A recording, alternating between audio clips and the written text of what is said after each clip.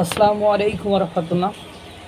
সম্প্রতি আইনজীবীরা বাংলাদেশে চলমান বিভিন্ন বেআইনি বিষয় নিয়ে এবং বাংলাদেশের ক্ষতি হয় এমন বিষয়াবলী নিয়ে বেশ যারা সিনিয়র আইনজীবী মানবাধিকার সম্পর্কে সচেতন তাদের বক্তব্য শোনা যাচ্ছে। তারই ধারাবাহিকতায় আমরা আইনজীবী সারা হোসেন ওনার বক্তব্য শুনেছি কালকে। উনি বলেছেন যে বেআইনি আটক, গ্রেপ্তার ও নির্যাতন নিয়ে কোনো আওয়াজ নেই। মানে বর্তমান সময়ে যে বেআইনি আটক, গ্রেপ্তার ও নির্যাতন হচ্ছে এটা নিয়ে কোনো আওয়াজ নেই। এবং তিনি আরও একটা বিষয় বলেছেন যে আন্তর্জাতিক অপরাধ ট্রাইব্যুনাল যেটা বাংলাদেশে গঠিত হয়েছে সেটি নিয়েও তিনি অনেকগুলো প্রশ্ন তুলেছেন এবং সেখানকার বিচার ব্যবস্থা, সেখানকার কার্যক্রম নিয়েও তিনি যথেষ্ট ইন্ডিপেন্ডেন্ট অবজারভেশনের কথা বলেছেন। তিনি কী ধরনের কথা বলেছেন আপনাদেরকে একটু জানাই। তিনি বলেছেন যে বেআইনি আটক, গ্রেপ্তার ও নির্যাতন নিয়ে কোনো আওয়াজ নেই। বিচার ব্যবস্থার কাঠামোগত যে পরিবর্তন আসছে সেটা এমন কোনো প্রক্রিয়ার মধ্য দিয়ে আসেনি যে সেটা নিয়ে আমরা খুব গর্ব করতে পারছি। সে কথা সুব্রত চৌধুরী, আইনজীবী, বীর মুক্তিযোদ্ধা সুব্রত চৌধুরী, উনি গতকালকে বলেছিলেন যে গত পরশু দিন বলেছিলেন যে বিভিন্ন অর্ডিন্যান্স জারি করার পরে একের পর এক যে কর্মকাণ্ড, মানে উনি বলছিলেন অপকর্ম সরকার, বর্তমান সরকার মানে ডক্টর ইউনূস সরকার আইন উপদেষ্টা করছেন। নির্বাচিত সরকার আসলে এই অর্ডিন্যান্সগুলো যদি বাতিল করা হয় তাহলে আপনাদেরকে ভবিষ্যতে আইনের কাছে ধরা খেতে হবে, আইনের মার কাছে পড়তে হবে বা আপনাদেরও বিচার হবে, এই ধরনের কথা বলেছেন। তাহলে বুঝছেন। এবং উনি বলেছেন যে সারা বাংলাদেশের 80,000-এর মতো আইনজীবীরা আন্দোলন করবেন, এরকম কথাবার্তা বলেছেন।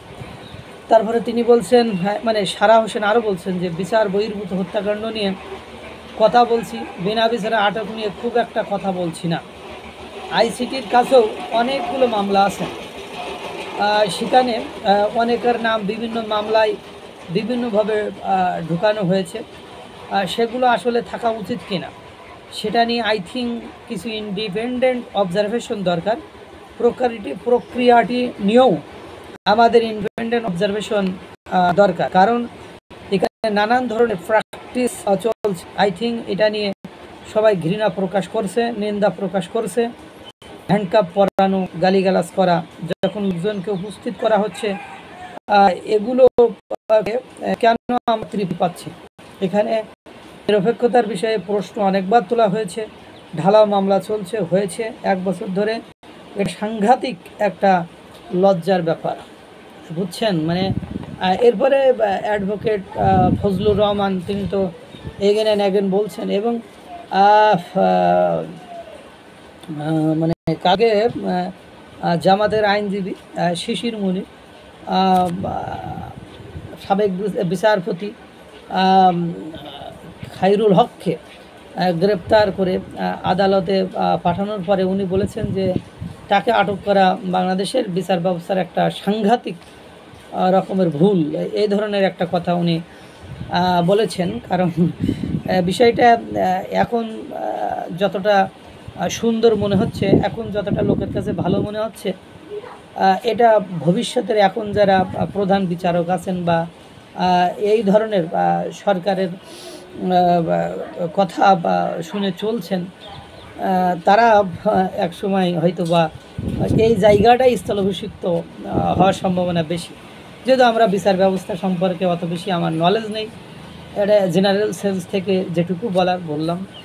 আর আইনজীবী সারা হোসেন, সুব্রত চৌধুরী, জেডাই খান পান্না, তারপরে এবং দৃশ্যত যে ঘটনাগুলো সরকার পরিবর্তনের পরে বিভিন্ন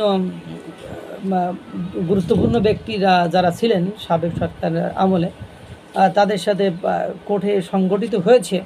যেমন কালকের বিষয়টা আপনারা দেখেন যে আমাদের দেশে মব সংস্কৃতি এত অ্যাকিউট আকার ধারণ করেছে যে মবের রোষ থেকে বাঁচার জন্য আপনার কালকে যে সাবেক বিচারপতি খায়রুল হককে বাথরুমের দরজার উল্টা দিকে বাথরুমের দরজা দিয়ে কোর্টে প্রবেশ করানো হয়েছে। আই থিঙ্ক এটা কোন ধরনের একটা সংস্কৃতির সৃষ্টি হলো বা কোন ধরনের একটা এক্সাম্পল সৃষ্টি হলো সেটা আপনারা বুঝতে পেরেছেন। যে দ্যাট মিন্স যে বাংলাদেশের বর্তমান যে শাসক আছে বা সরকার আছে, তারা জনগণকে নিরাপত্তা দেওয়া বা একটা আইনের শাসন বাংলাদেশে চালু করা, যে মব সংস্কৃতি থেকে একজন আসামিকে রক্ষা করার মতন ক্যাপাবিলিটি তাদের নেই, এটাই অনেকটা তারই সাক্ষ্য বহন করে। আল্লাহ তাআলা সকলকে ভালো রাখুক, সুস্থ রাখুক। আসসালামু আলাইকুম ওয়া রাহমাতুল্লাহ।